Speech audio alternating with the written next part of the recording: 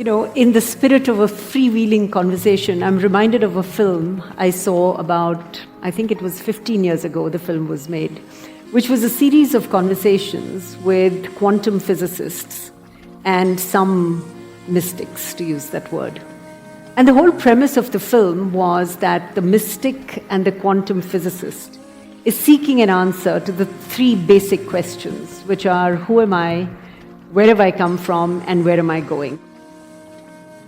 I did not understand the film then. I am hoping that you would be able to throw some light on the three questions and, what the physicists and the mystics are seeking. So you are asking me who you are? Kind of. See, it's all right to walk on the street, point at one of you and say, who are you? It's okay. You go to somebody and say, who am I?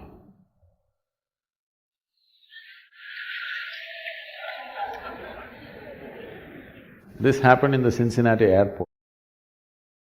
People had lined up to check in at the check-in counter.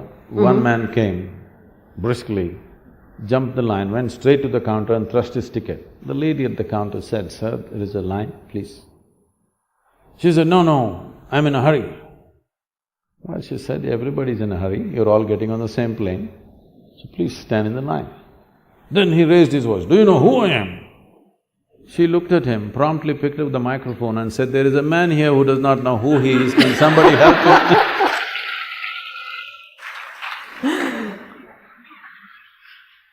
So, you should never address this question to someone else.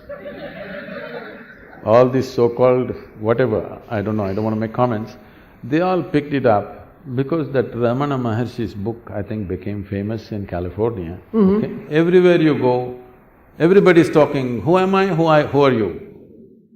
Who am I is a question that should be addressed within you, digging every time you ask it, digging it deeper and deeper and deeper into yourself. You never go and ask somebody, who am I? That smacks of something else. I was teaching a program in Los Angeles and this is maybe 150, 200 people. Half of them are all Hollywood types and a whole lot of them look alike, many especially women, not because they're sisters, because they have the same doctor.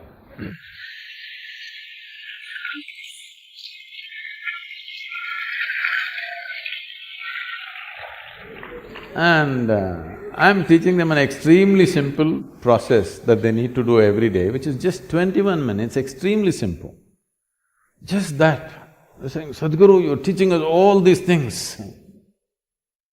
But Ramana Maharshi said, you don't have to do anything. Oh, Ramana came all this way from Tiruvannamalai. I said, yes, he is absolutely correct. You don't have to do anything. And he did nothing. He simply sat in one place like this, 14 years. Rats came and bit into his thighs, festering wounds, worms came out of it, but he did nothing, simply sat. Said, you people are made like this, if a mosquito bites you, you'll call 911. You don't talk about doing nothing. Ramana talks about doing nothing, leave that, that's not your business. You are made like this, you don't talk about doing nothing. Ramana talked about, who am I, who am I? You never utter this to anybody. Don't ever go on, please all of you, don't go somewhere and ask someone, who am I? You can ask them, who are you? So, who am I is not even a question that you need to articulate.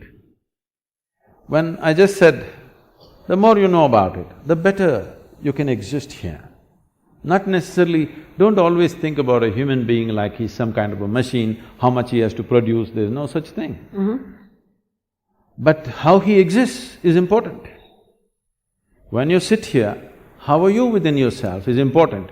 What you wear may be socially important. What you drive may be important somewhere else. What kind of home you live in may be important for some other reason. But existentially, there's only one thing important, how are you within yourself? Are you pleasant or unpleasant every moment of your life? In 24 hours, how many moments of pleasantness, how many moments of unpleasantness, and how much support does it need to keep you pleasant? That's a question. Right now, in pursuit of human well-being, we've ripped the planet apart and still well-being is not happening. Comfort has happened, convenience has happened, well-being for sure has not happened, isn't it? As a generation of people, we are the most comfortable generation ever. Never before anybody could even imagine these things. But we cannot say we are the most joyful or blissful or ecstatic generation, no. Are we worse than others? I don't believe so. Every generation, same nonsense. Some people lived fantastic within themselves, others went through all the nonsense they had to go through. This is not because of what's happening to them. See, there are two kinds of suffering. Physical pain can happen to you because somebody may cause something to you, somebody is no food, you're in a war zone or somebody is poking you. I'm asking all of you, in the last 25 years, how many times it happened to you, somebody took a knife and poked you? For most of you, it didn't happen. Maybe when you're in your school, somebody poked you with a pin at the most, or you were not even worth that, nobody poked you. They simply poked fun. Huh? They simply poked Whichever. fun at you. Physically, how many times suffering entered you from outside? Very, very minimal. Rest is all self-help. In Tamil Nadu, the government has a scheme, Namaka Name. Namake Nave, it means. That means people are on self-help, busy, causing suffering to themselves daily. Sit, stand, whatever happens. So you will see people, most of them are driving their dream machines on Bangalore streets, all right? How many are driving joyfully? If the traffic light takes 10 more seconds, they're freaking in their dream machine. Is it not a blessing that you bought this dream machine after working for whatever number of years? Why don't you… The traffic is making sure you stay in your dream machine for a little longer. What's your problem?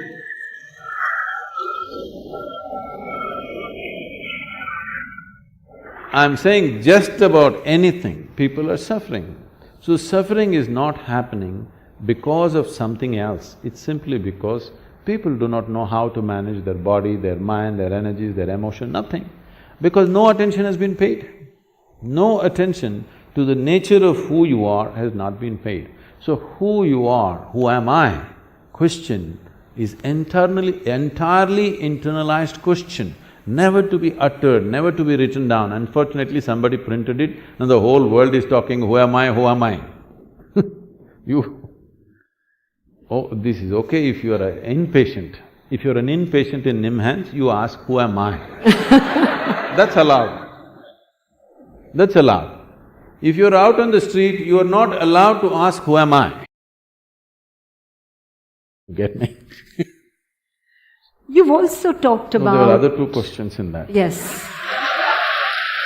Yes. I'm waiting for those. Where are you going? There's only one way to find out, you must go and see. As I was saying just now, some things are best known only by experience. People want to know, after my death, what will happen? I tell them, you must know by experience. Are you ready? No, then don't worry, wait. Where did I come from? See, essentially what you're asking is, all three questions put together, you're asking, what is the nature of my existence? Yes. Am I this body? Am I this? Am I that? What am I? What is the nature? Because whichever way you look at it, you can prove I'm that. Because for everything there is some substance. You can prove yourself to be a woman, you say, I'm not this, I'm a human being, you can say, I'm just a piece of life, you can say, I'm God, somebody may think you're something else, doesn't matter, but for everything there is some substance. So you can argue for it, but that's not the point. Really, what is the nature of your existence? Don't take this as some kind of a great philosophical or spiritual question, please see it as a practical thing. If you want to know how to use this camera well, the more you know about it, the better it is. You agree with me? Hello? Similarly, if you want to use this, human being properly, the more you know about it, the better it is. So self-realization is a very practical thing, not an esoteric thing. What you think is esoteric is all the things that you don't have an understanding of. You want to make it esoteric or you want to make it mystical. Let's understand this word mysticism or mystical. Anything that you don't understand will look mystical to you, isn't it? Suppose you don't know what's electricity, you have no concept of that. Now, I press something here, boom, lights come on. Very mystical for you, isn't it? See, if I just had a light bulb 1,000 years ago, I could have claimed I'm God and it would have worked. Came too late, you know.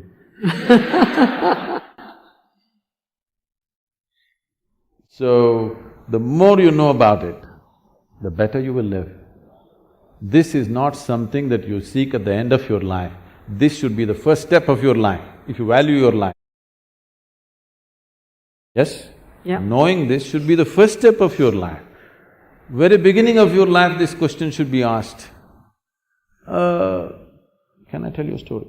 Please. There was a bishop in the Greek Catholic order. The Greek Orthodox Church believes they are the only real Christians, others are not really Christians. They think they are the only pure Christians, others are not really that. They have their own pope in Istanbul. So, it became a very small group over a period of time for whatever reasons. So, being on the Silk Route, many fantastic stories from India are wafting across the Bosphorus, and these stories are going on about the mystics and the yogis and the magic of India, which the Indians have not seen and everybody else has seen. So he always wanted to go to India. But being a man of cloth, he could not really choose where to go. After 60 years of age, when he semi-retired, he got an opportunity and he came to southern India. And he found the right kind of guides.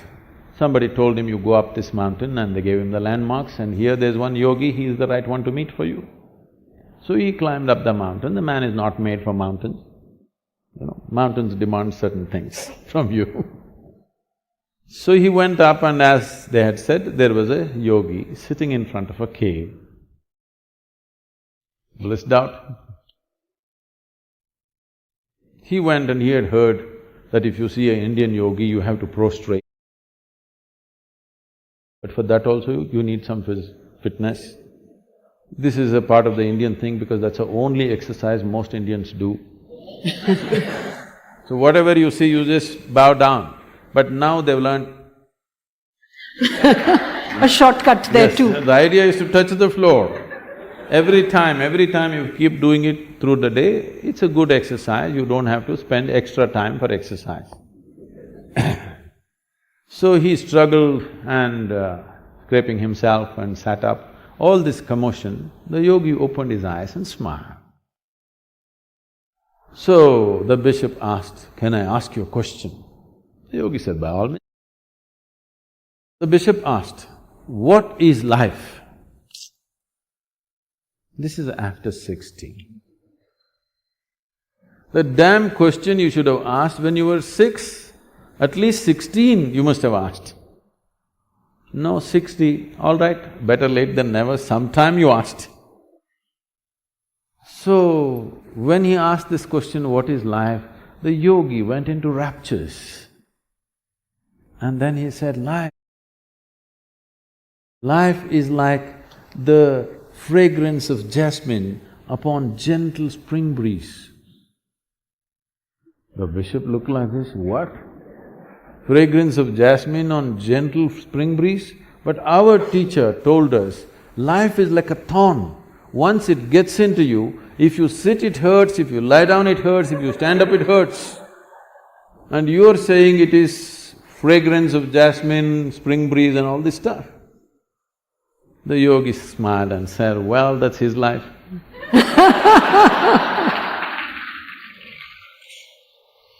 So, we have never paid attention to the most important dimension of who you are. And you do not know life any other way than the way it happens within you. Right. Yes? Right. You are the only doorway to the existence for yourself. Absolutely. You can only experience through this mechanism and no other way. Yeah. If you don't know this, what the hell are you doing here? And just because you know this, people label you as a mystic, as this, as that, and many people mispronounce it as a mistake, you know.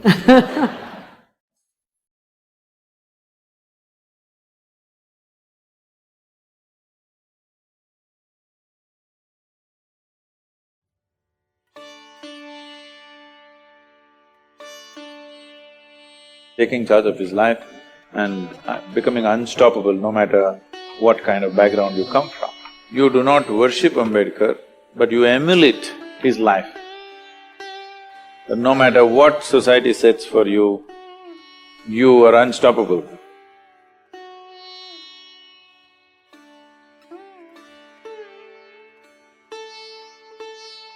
See, unfortunately, all leaders are being appropriated by somebody, huh? If you say Sardar Patel, Congress will say he was a congressman, why are you talking about him? If you say Ambedkar, they say he was a Dalit, why are you talking about him? All the people who worked for this nation, they being inspiration for everybody in this country is important.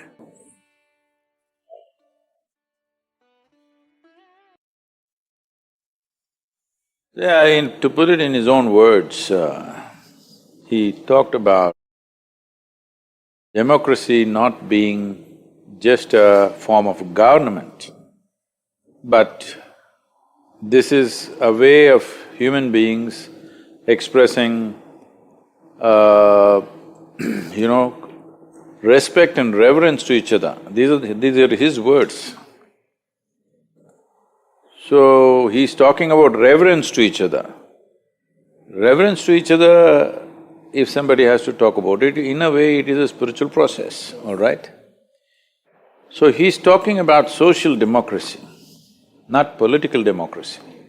Political democracy we have, on the paper, by law, we are all equal, but socially we are not. No society manages to equate every human being, that'll never happen, that's another matter. But equal opportunity must happen. Equality may not happen per se, but equal opportunity must happen.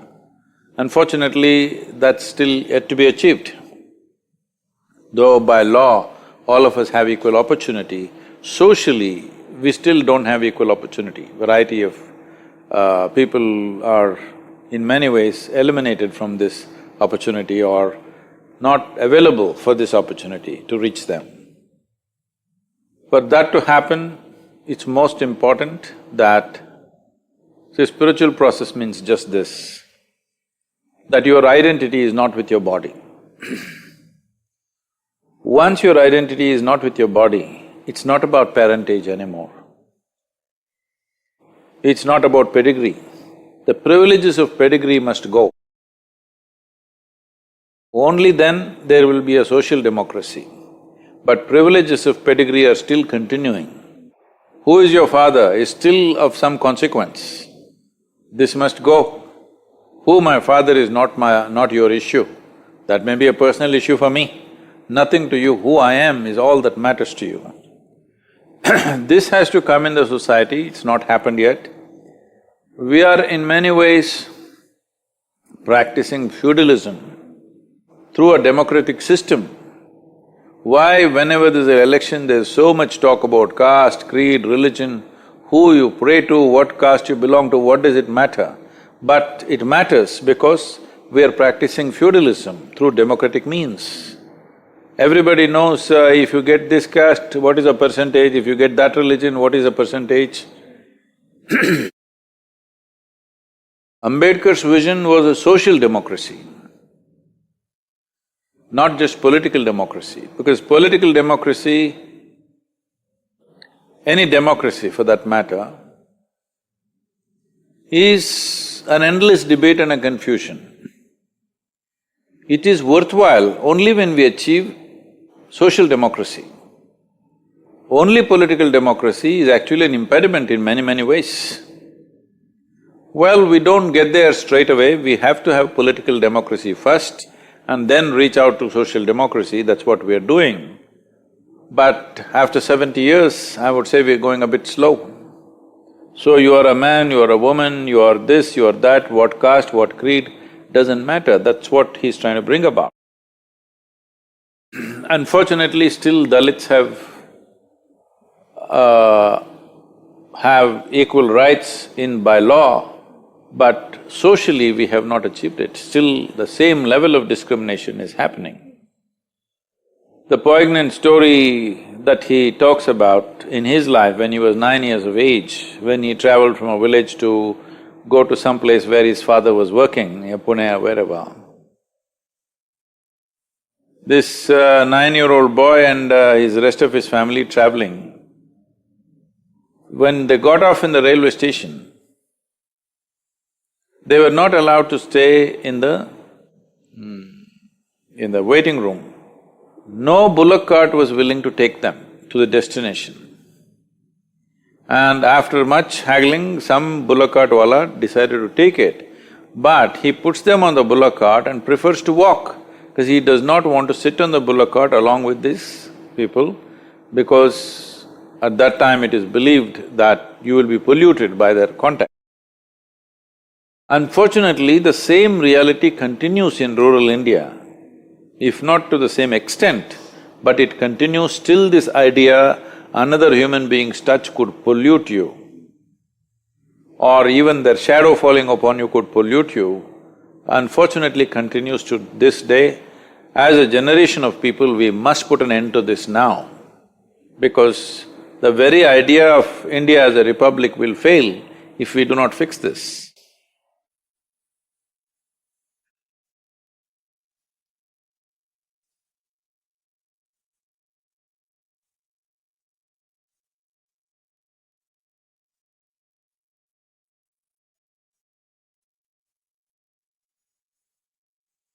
In a country like India, whatever laws you make, particularly concerned with having certain privileges, misuse will be there. We have to weigh between use and misuse. A community which for millennia, not for short periods of time, for millennia has been discriminated against, that it is strongly believed their very birth is of a low nature.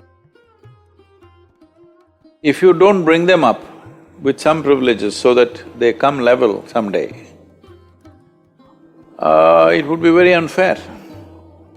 Just because today somebody is getting some reservation and you think it is not fair because you didn't get into your college or whatever, I understand the angst that is there.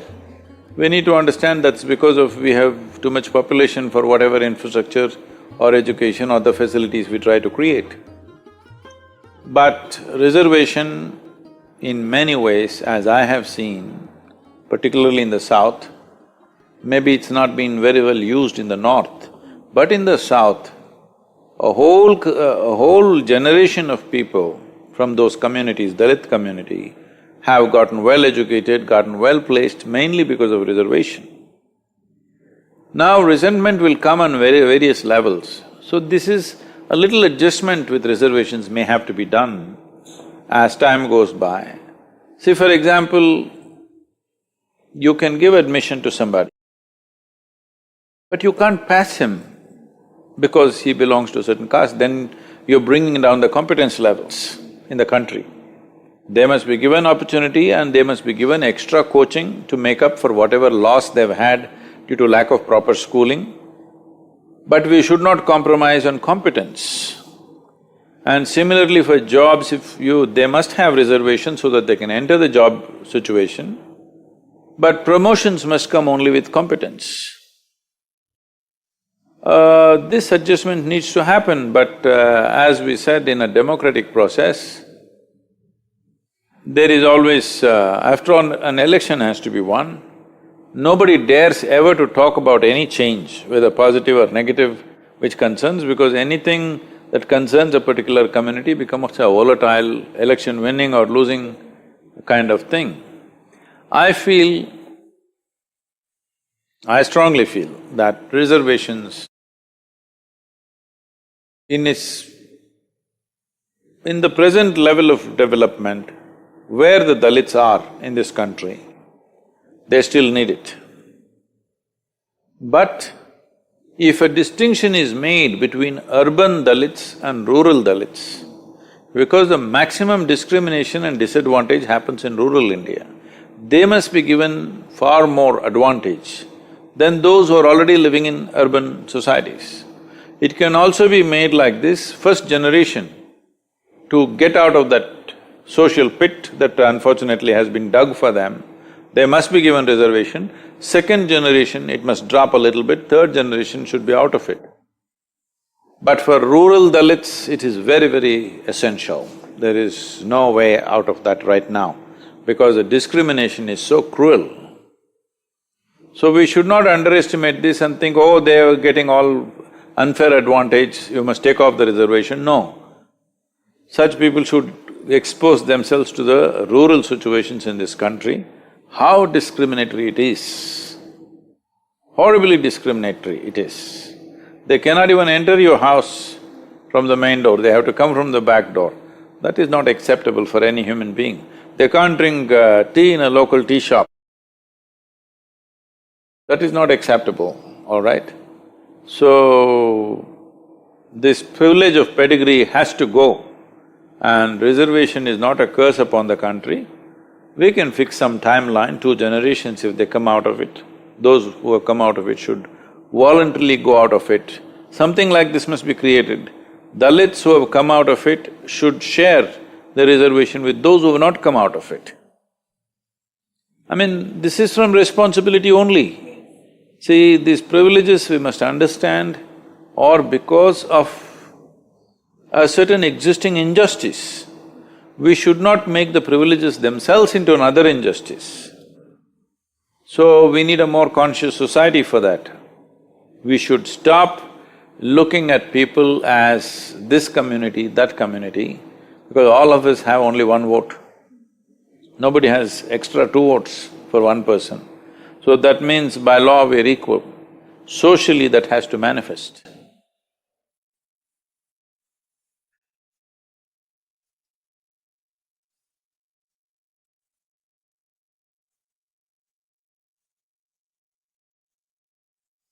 See, Ambedkar is a stellar example of taking charge of one's own life. From the type of background that he came, the intellectual brilliance that he displayed, is an inspiration for any generation. So social disadvantages did not put him down. Whether he spoke about it much or not is not the point. That's his life, taking charge of his life and becoming unstoppable no matter what kind of background you come from. But expecting every human being to do what he did is not fair. You have to facilitate something for them. It's utter shame.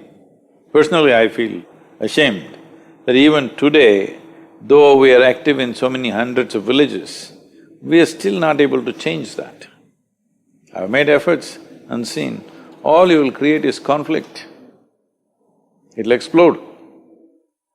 So, I feel for the Dalit community, education, education, education. Economic success must happen because of education, and they must move out of those communities. That is when it will change.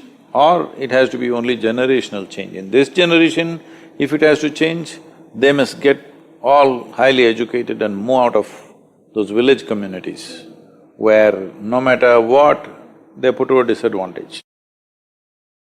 It's a very debilitating level of discrimination.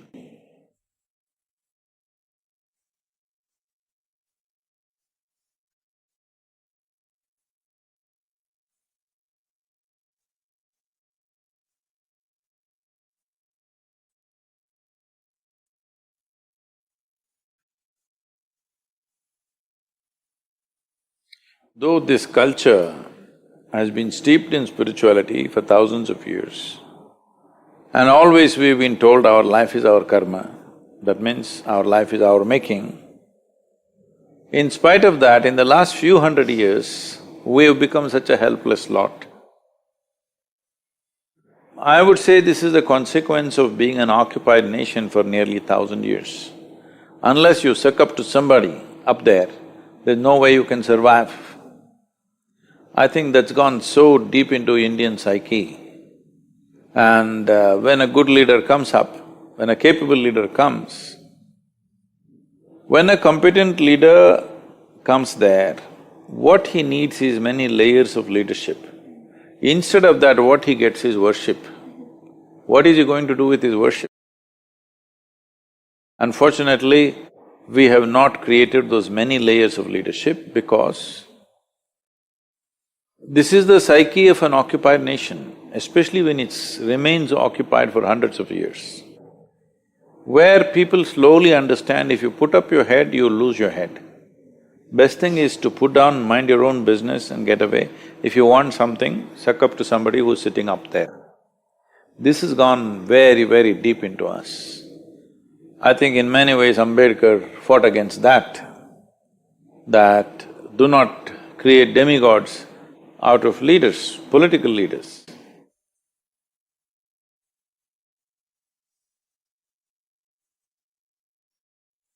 So one thing you should do with Ambedkar is, you do not worship Ambedkar, but you emulate his life. That's what is needed. Instead of emulation, he is getting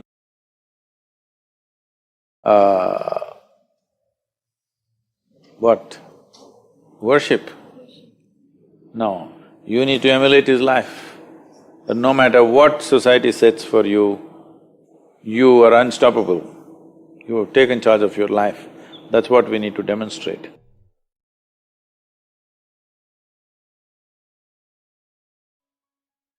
Each of these videos is a construction, and whoever reaches the end is helping to sustain this work. If this content resonated with you, leave a comment, share it, subscribe, and of course, give it a like. Also, take a look at the links in the description. There are more paths for you to explore. Thanks a lot, big hug, and see you in the next video.